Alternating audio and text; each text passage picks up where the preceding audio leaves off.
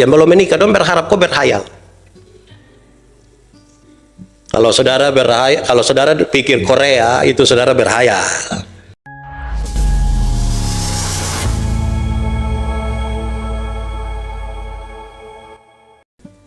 Masa depan sungguh ada dan harapanmu takkan hilang. Pembacaan kita hari ini terambil dari Amsal pasal 23 ayat 17 sampai ayat yang ke-18. Amsal 23 ayat 17 sampai ayat yang ke-18. Firman Tuhan berkata demikian. Janganlah hatimu iri kepada orang-orang yang berdosa, tetapi takutlah akan Tuhan senantiasa, karena masa depan sungguh ada dan harapanmu tidak akan hilang. Demikian firman Tuhan. Berbahagia setiap orang yang mendengar firman, memelihara dan melakukan dalam hidup setiap hari. Haleluya.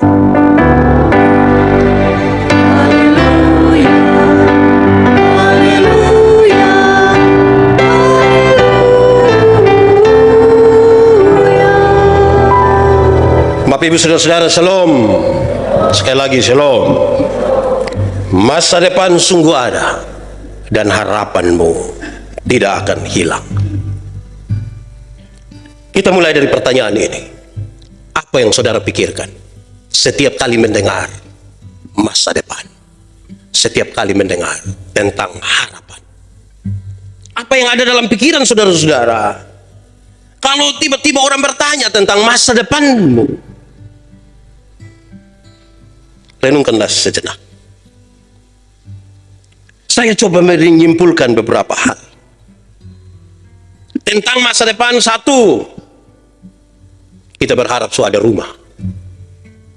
Kalau boleh rumah itu milik sendiri sudah, jangan lagi orang tua punya.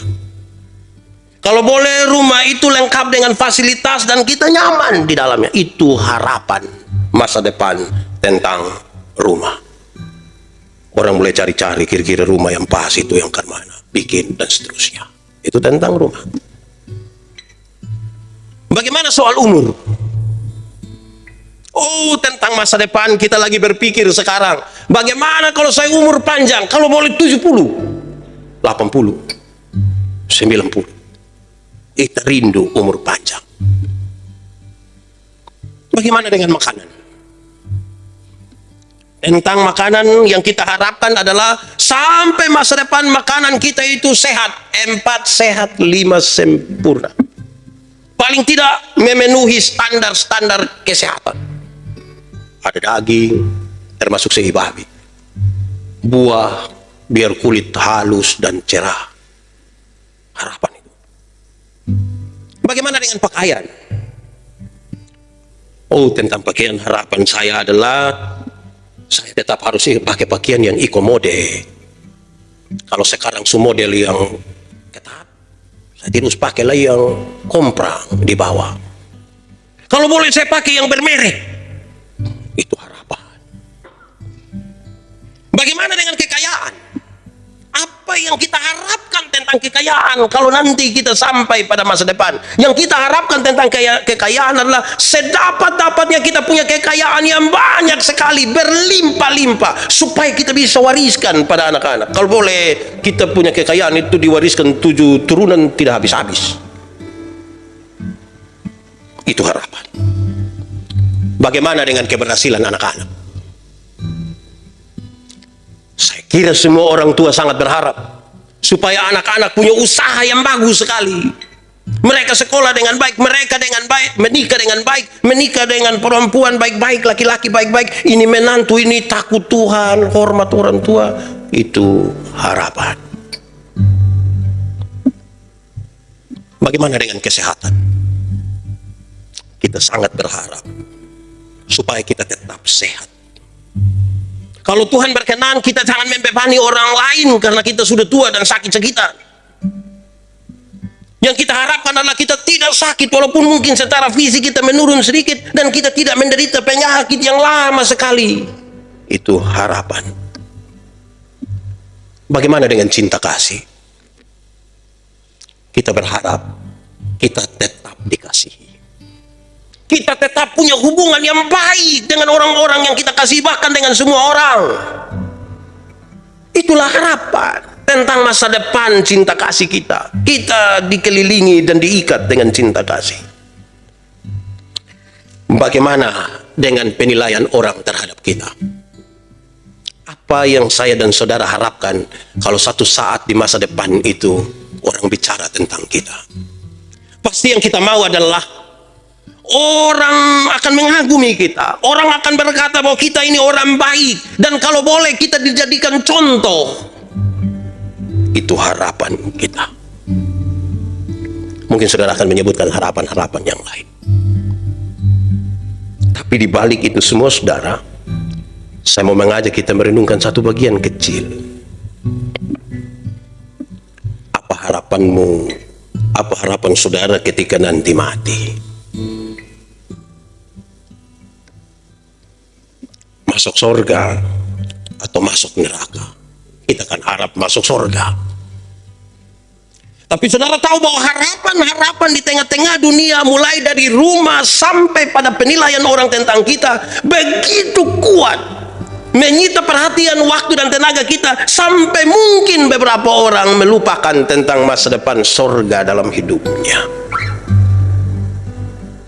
Sejumlah waktu, tenaga, perhatian, pikiran kita fokus pada masa depan selama di dunia dan lupa pada masa depan setelah kematian.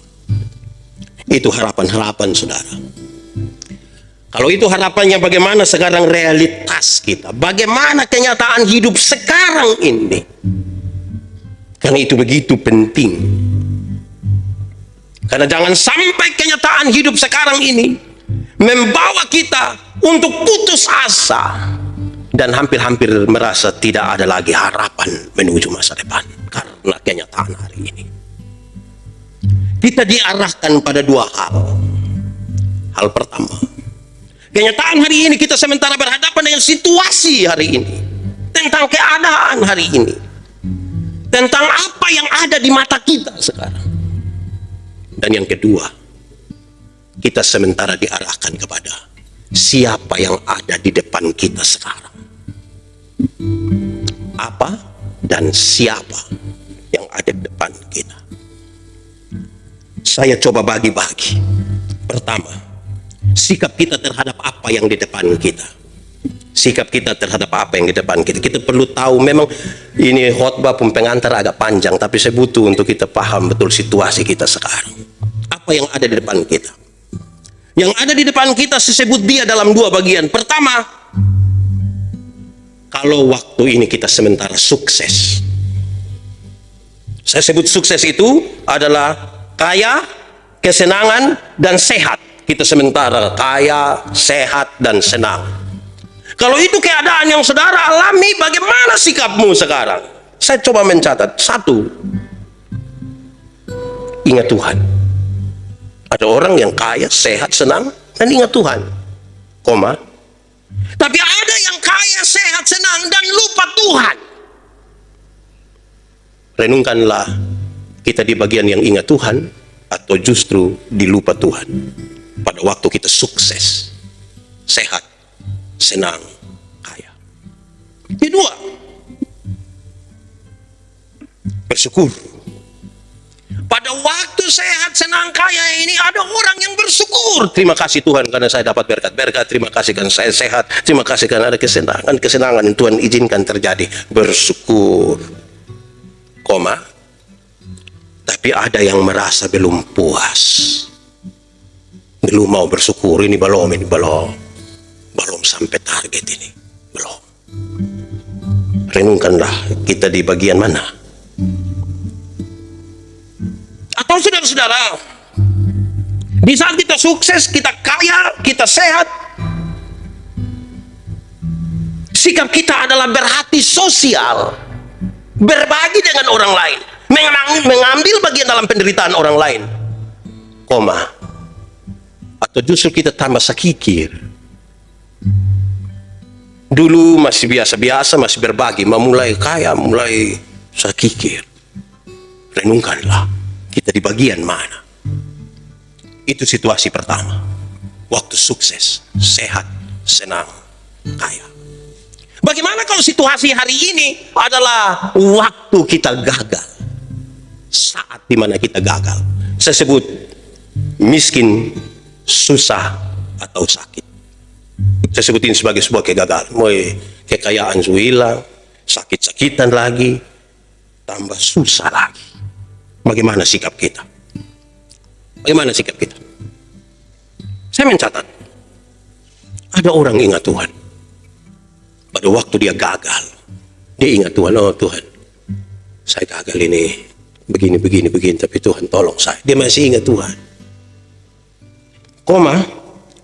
Atau justru dia tidak lagi ingat Tuhan. Dia kecewa terhadap Tuhan. Percaya Tuhan itu sama, saya kusan menolong apa-apa mah. Kusan menolong. Renungkanlah saudara, kita di bagian mana? Dalam kegagalan kita masih ingat Tuhan, atau justru sudah tidak ingat Tuhan lagi? Kalau teks ini kita baca dengan baik dari ayat 1 sampai ayat ke-35, dia kasih tahu, bahkan sejumlah orang lebih memilih untuk minum saya. Pikiran kacau begini, lebih minum kok kesilang. Kedua, di saat kita gagal, masihkah kita bersyukur? Ada orang yang gagal dia bersyukur. Aduh Tuhan, terima kasih karena kegagalan ini mengajarkan sesuatu. Saya bersyukur kan Tuhan kasih ingat saya jauh-jauh. Saya bersyukur. Atau justru kita cenderung menyalahkan. Menyalahkan itu saya bagi 3. 1, menyalahkan diri sendiri. Banyak orang ketika gagal dia kesal, dia pun diri terlalu banyak. Aduh coba itu hari saya jangan ini keputusan. Coba itu hari kalau saya jangan buat ini tapi saya lakukan ini. Dia cenderung menyalahkan diri. Atau kemungkinan kita menyalahkan Tuhan. Tuhan di mana? Kenapa Tuhan tidak tolong saya pada saya berseru Tuhan dan seterusnya. Atau saudara-saudara, kita cenderung untuk menyalahkan orang lain. Saya jadi begini ini karena dia ini. Saya jadi susah ini karena dia. Karena saya tidak mau salah. Ini kesalahan, ini keadaan gagal terjadi karena orang lain dan bukan karena saya. Renungkanlah kita di bagian mana. Ini realitas kita. Atau ketiga saudara, pada waktu kita gagal, mungkinkah ada di antara kita yang memilih mati saja? Lebih baik saya mati. Lebih baik kita pisah. Ini sudah tidak bisa diperjuangkan lagi, untuk apa kita sama-sama? Renungkanlah. Atau keempat saudara, di saat kita gagal, apakah kita hanya pikir diri kita sendiri, atau kita masih juga berpikir tentang orang lain? Pikir tentang diri saja, atau kita masih pikir tentang orang lain? Renungkanlah. Itu realitas kita. Dapat dulu sesuatu dari hal-hal itu. Saya di bagian mana? Itu pertama, tentang apa yang kita hadapi. Yang kedua, kalau keadaan hari ini kita lagi berhadapan dengan siapa? Siapa yang kita hadapi? Saya coba bagi 2. Pertama, bagaimana sikap kita kalau kita sementara berhadapan dengan orang yang sukses? Yang sukses.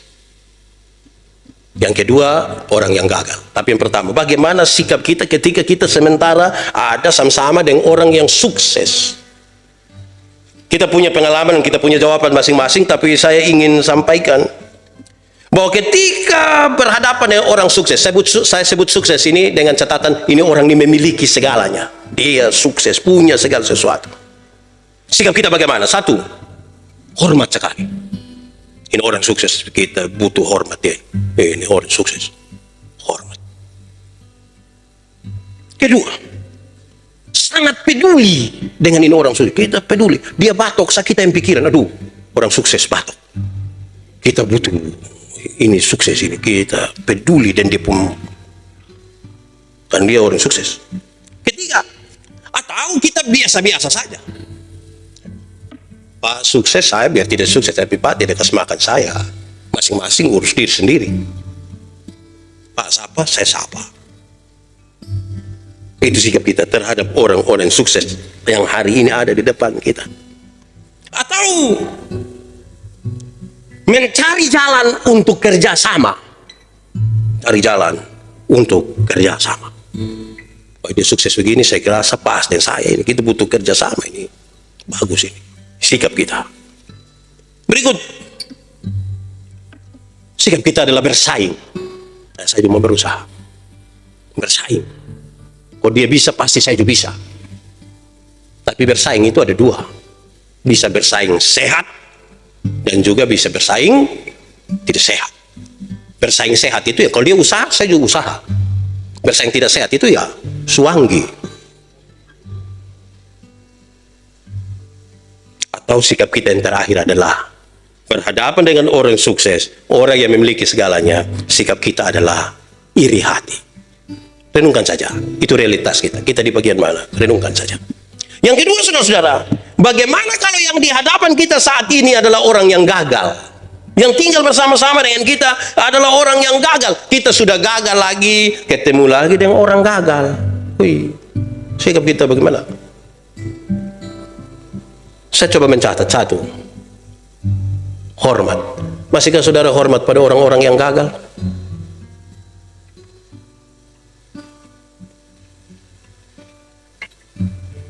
Hormat.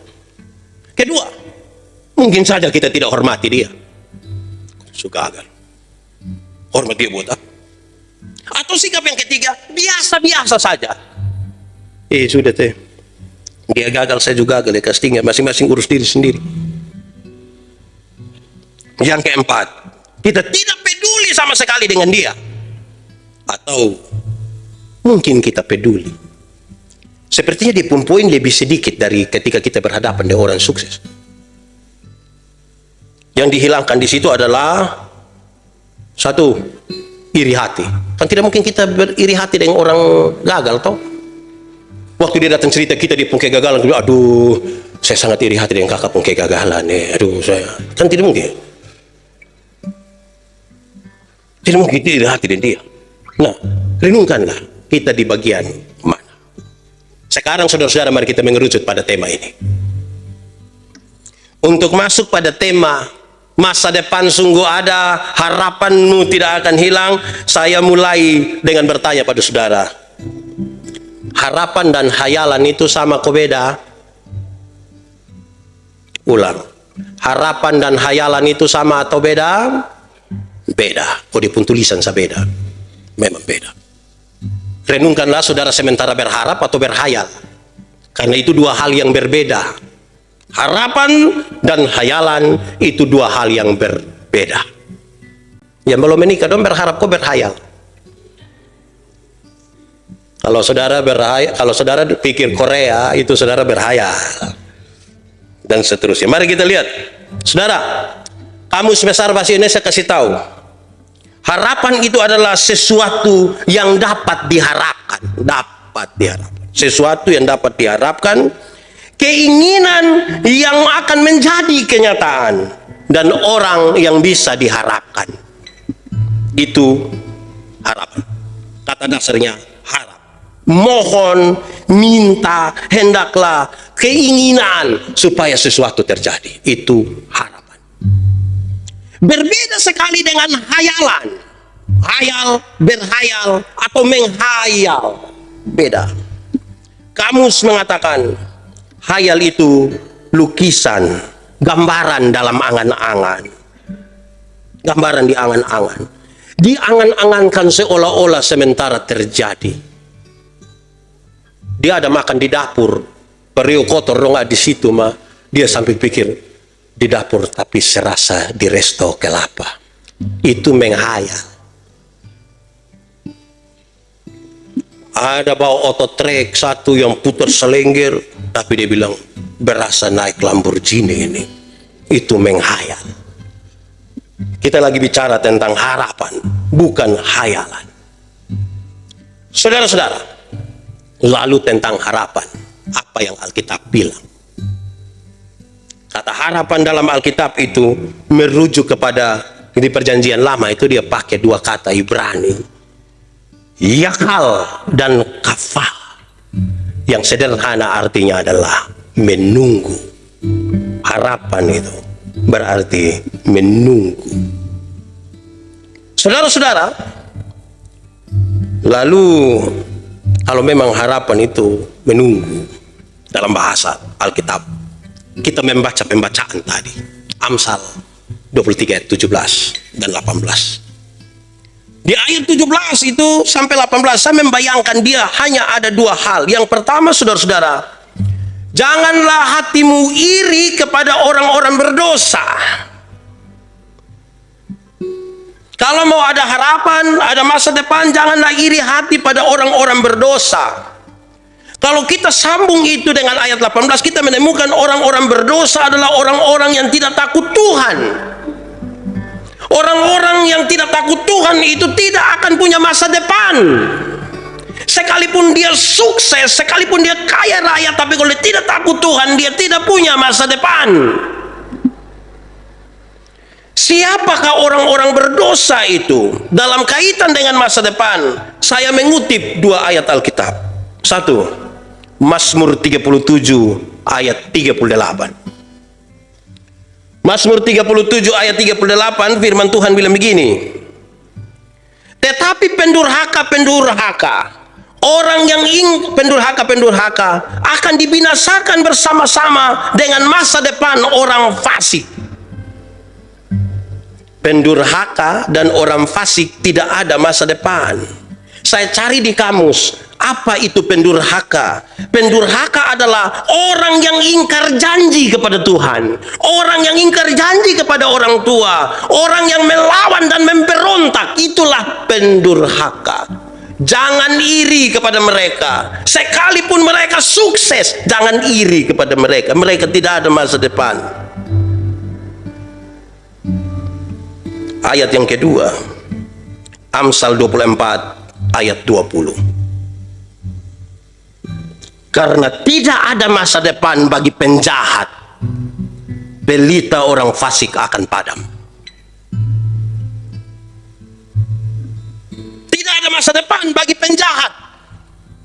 Kalau dengan kejahatannya dia meraih keuntungan, kekayaan, popularitas, segala sesuatu di dalam kejahatan, dia sama dengan orang fasik. Tidak ada masa depan.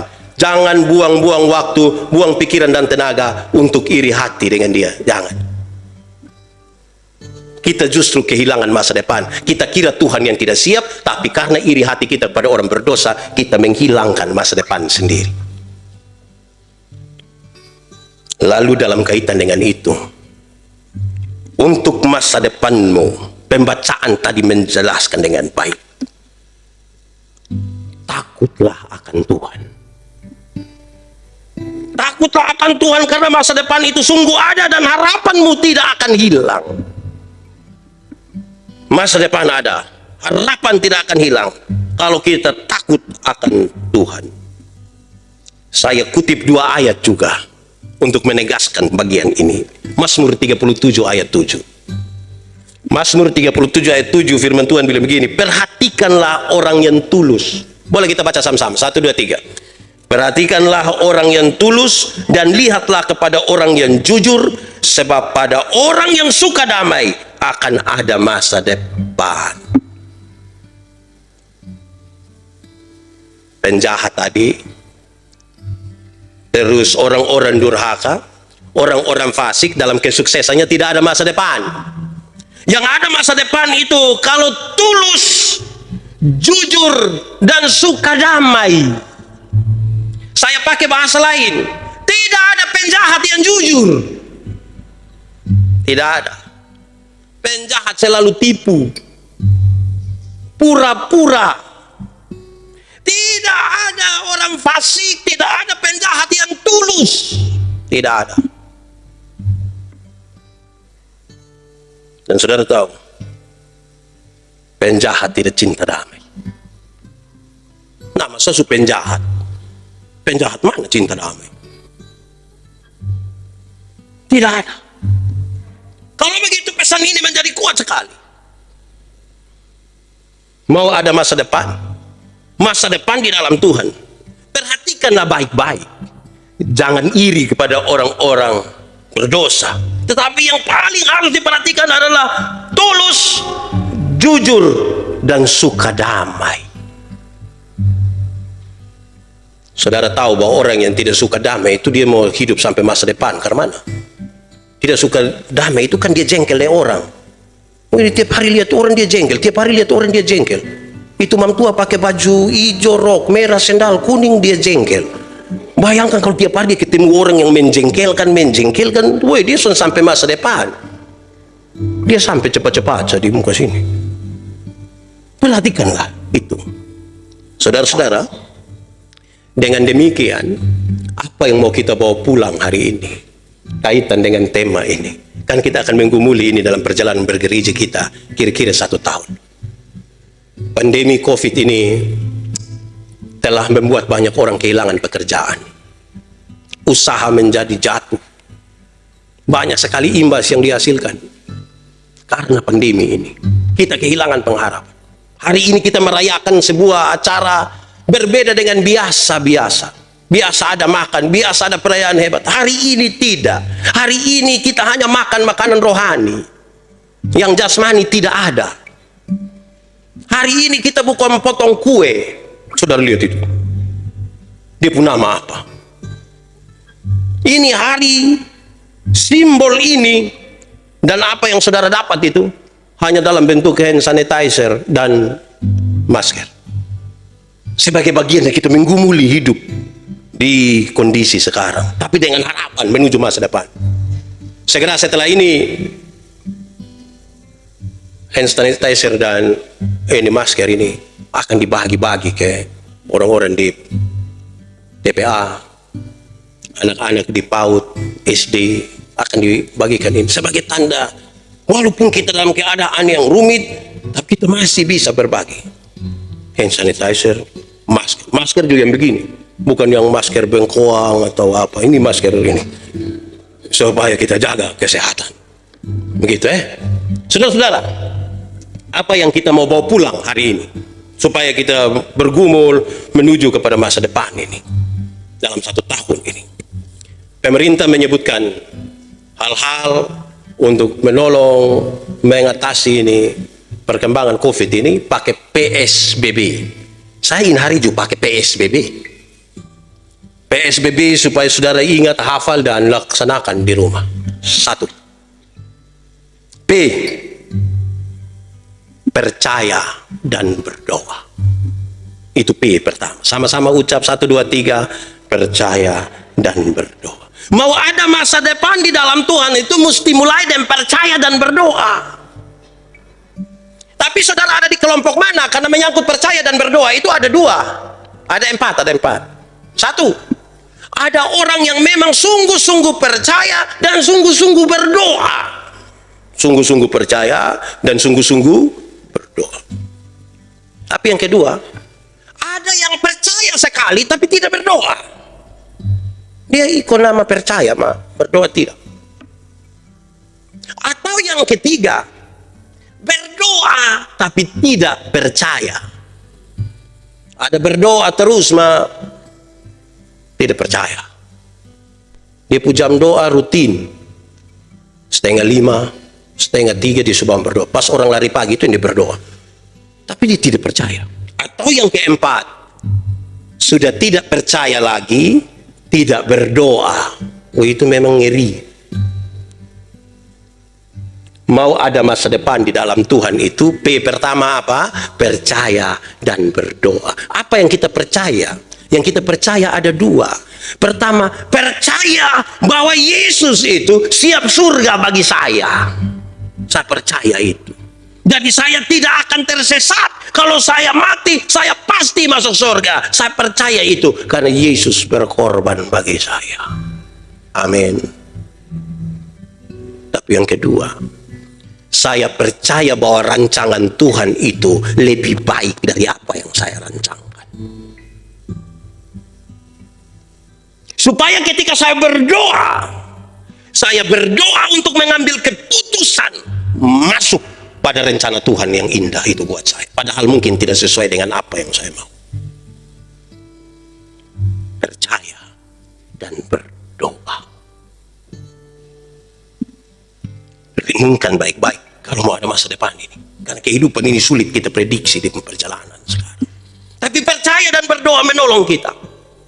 Tapi saudara-saudara, saya ingin ingatkan kita bahwa ini data tidak valid.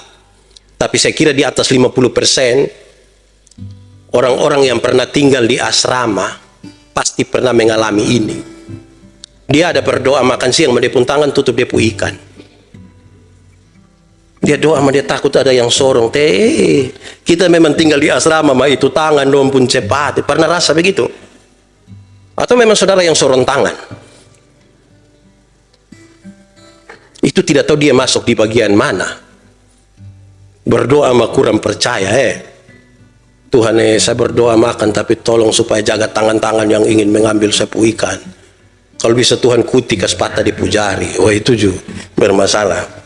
Saudara-saudara, percaya dan berdoa itu hal yang penting bagi orang-orang yang mengaku ikut Tuhan. Saudara lihat, saya tidak berkhotbah hari ini untuk bilang pada saudara, kalau begitu tidak usah ada investasi untuk masa depan, tidak boleh ikut asuransi. Saya tidak berkhotbah begitu.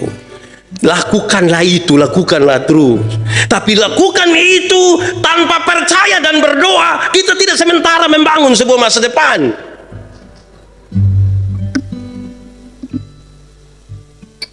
Percaya dan berdoa. Itu P pertama. Kedua, S. S itu apa? Sabar. Menunggu itu kan butuh kesabaran. Sabar. Tadi bercerita yang kolul bempa itu harus sabar dan syukur. Sebab itu nanti saya tambah. Sabar dan bersyukur. Sebab kalau sabar tidak ada yang syukur, tak cek. Sabar itu kan menunggu lagi. Kalau tidak baik, siap makan siang mah dia khotbah lama lagi. Itu memang sabar, tapi rasa tidak aman itu. Gitu ya. Jadi bersabar dalam syukur. Nah, saudara tahu bahwa bersabar itu sangat berkaitan dengan 3 hal. Bersabar itu sangat berkaitan dengan mau menunggu, mengendalikan diri, dan lebih realistis. Mau menunggu. Ibarat kita tanam jagung, kan bukan tanam langsung patah jagung toh. Kecuali kalau tanam di sini patah di orang pun kebun bisa. Tapi kalau kita mau tanam untuk makan dari hasil keringat, jadi kita menunggu. Menunggu itu saudara-saudara, itu tahan diri. Nih suka pingin ini tapi tahan. Seperti ibu-ibu hamil itu. Kalau dorang sementara hamil itu kan mau kepingin makan acar pedis, tapi aduh biar saya tampung-tampung tuh. Pas melahirkan baru gas. Saya kira itu yang penting. Itu penting, makan. Saya lihat ini kita orang-orang ini tahan diri agak susah ya. Don tunggu kapan lampu di bundaran PU hidup. Pas lampu hidup lah ya, langsung menunggu saya itu. Pas lampu hidup, langsung pi. Persis laron itu. Laron masih setengah jam pulang. Kita biar jam-jam tidak pulang itu.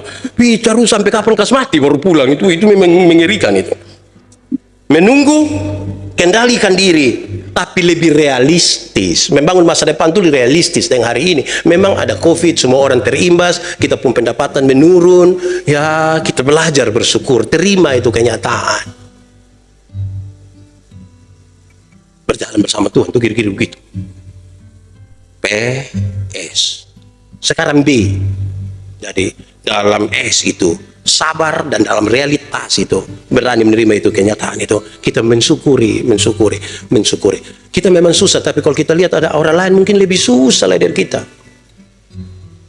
Kita makan mungkin masih bisa 1 hari 2 kali, orang lain tidak makan sama sekali. Ya bersyukur. Kita masih bangun lihat istri, lihat suami, lihat anak-anak, bersyukur. Ada orang yang dia bangun dilihat kiri kanan, dia pun foto sah. Tidak ada orang lain. Jadi bersyukur itu baik sekali. PS. Yang ketiga B. Belajar. B yang ketiga, B itu BSB itu belajar.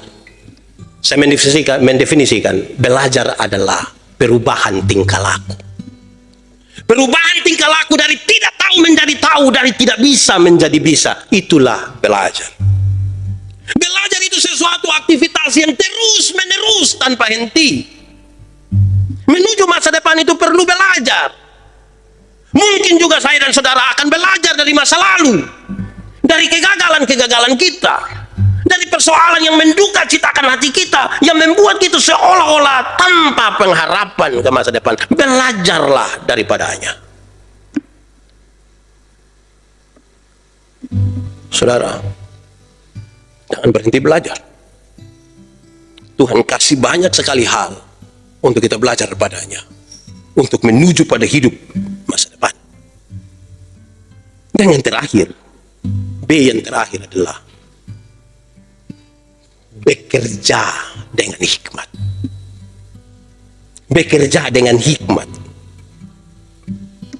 Kita harus pakai hikmat. Kita lagi membangun pekerjaan menuju masa depan, sudah dalam percaya, dalam kesabaran, dalam belajar, tapi butuh bekerja dalam hikmat. Jangan kerja tidak pakai hikmat. Tagal dia kira dia dapat panggilan ini, dia bangun pelayanan dari jam 6 pagi sampai besok jam 6 pagi. 2 minggu kemudian rumah sakit. Pakai hikmat. Supaya bisa mengatur itu semua dengan baik. Karena Tuhan memberikan kepada kita hari-hari yang bisa kita atur dengan baik, dengan hikmat yang Tuhan kasih. Saya menyebutkan hikmat itu adalah keahlian pada tempatnya, bekerja pada tempatnya, dengan seluruh keahlian yang Tuhan kasih pada kita, pada tempatnya, pada waktunya, pada batas-batasnya, dan seterusnya. Saudara-saudara, kalau demikian PSBB tadi kita suruh, kalau bisa jangan hanya bekerja biasa, bekerja keras dengan hikmat yang Tuhan kasih. Maka sekarang kita memahami betapa pentingnya hari ini bagi saya dan saudara. Kita lagi bicara masa depan, tapi betapa pentingnya hari ini bagi saya dan saudara. Kenapa hari ini penting? Saya coba menuliskan 3 ungkapan tentang hari ini. 1, kita hanya hidup hari ini karena masa lalu itu kita renungkan pada hari ini, kita kenangkan pada hari ini, dan masa depan itu kita siasati mulai hari ini. Betapa pentingnya hari ini. Saudara punya masa lalu? Masa lalu itu kan kita ingat pada hari ini. Kita berjalan menuju masa depan, dan kita mensiasati masa depan itu pada hari ini. Sehingga jangan sia-siakan hari ini dengan apa yang ada pada kita. Jangan sia-siakan hari ini dengan orang-orang yang ada di hadapan kita. Jangan sia-siakan. Saya tidak suka kalau ketika kita suami istri masih hidup sama-sama, tidak saling memperhatikan. Tapi ketika satu mati dulu, baru pas tamu datang dia sengaja, aduh, tarik kesempatan hidup, tidak saling memperhatikan. Sekarang semua itu drama. Hari ini, di mana kita hidup hari ini begitu penting. Kita ada di hari ini untuk mengenang itu kemarin itu, tapi untuk mensiasati sesuatu di masa depan. Kedua, betapa pentingnya hari ini. Kepada siapa kita berharap dan untuk apa kita menunggu hari ini. Saudara harus pastikan hari ini saudara bersandar pada siapa hari ini dalam perjalanan menuju masa depan. Hari ini saudara bersandar di siapa.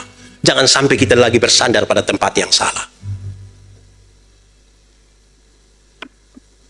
Pastikan hari ini kita bersandar di siapa. Di Tuhan kok, di pendeta kok, di siapa. Saya pernah bilang pada saudara, jangan sampai orang datang ke kasih tahu, aduh, saya dan saya punya suami ada masalah ini, itu boleh ini di sini boleh sedikit saya, wah itu sandar salah itu. Kepada siapa kita bersandar? Dan untuk apa kita menunggu? Yang kita menunggu hari ini untuk mencapai sesuatu, menunggu untuk mendapatkan sesuatu, apa yang kita tunggu?